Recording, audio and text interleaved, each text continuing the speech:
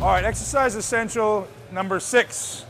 We want to teach Maria optimal posture. I actually had an extremely hard time teaching her bad posture, but we're going to give you guys a demonstration on how to ensure you're always, and the term I use is standing proud. So stand or sit proud. And what would you look like in a position of optimal confidence? It's just literally you keep your chest really tall, your spine would be elongated, and you would think about pushing the floor away from you. So if you're seated, you think about pushing the seat away from your bum. If you're standing, you think about pushing the floor away from you. And you're going to notice that makes you a little bit taller. Think about bringing your chest up really tall. Chin is really straight and proud. And let's do it. So Maria's going to demonstrate first the idea of bad form.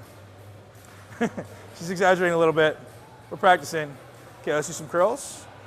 So now what this is going to do is going to put your spine into a bad position. It's going to put your shoulders into a bad position. Obviously she's exaggerating a little bit, but there you go, that's good. See, you see a lot of people doing that, and they have no conscious attention to what their spine or their posture looks like.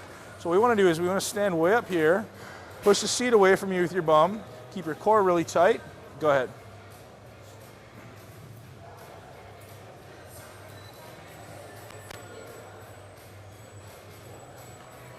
Good, so her head is neutral, looking straight ahead. She's really bringing her chest up from there, thinking about pushing her bum into the pad.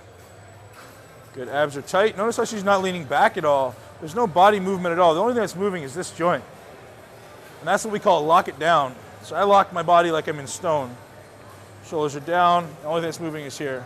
Good, and even as she starts to get tired, her body's gonna want to naturally move to cheat, but she's gonna do her best to keep it in place. And as she finds her body can no longer stabilize this movement, she stops.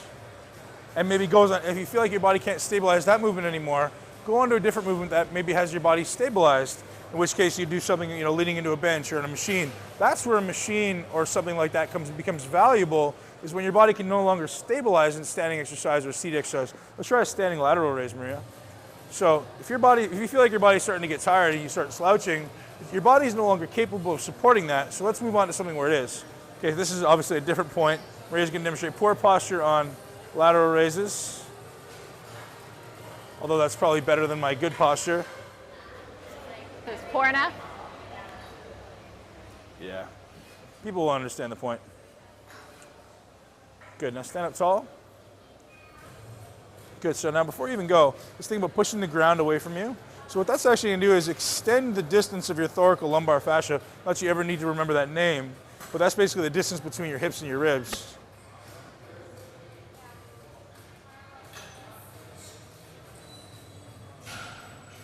Really good. Good.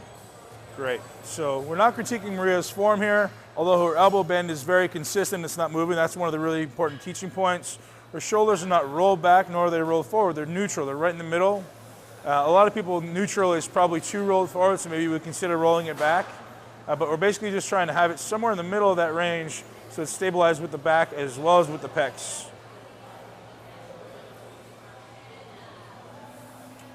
Great. That's enough.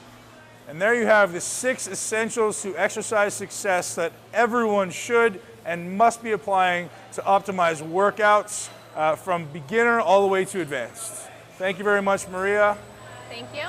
And I hope you guys enjoyed it. I hope you learned a lot. Get back and watch it again and apply those principles right away to optimize your workouts.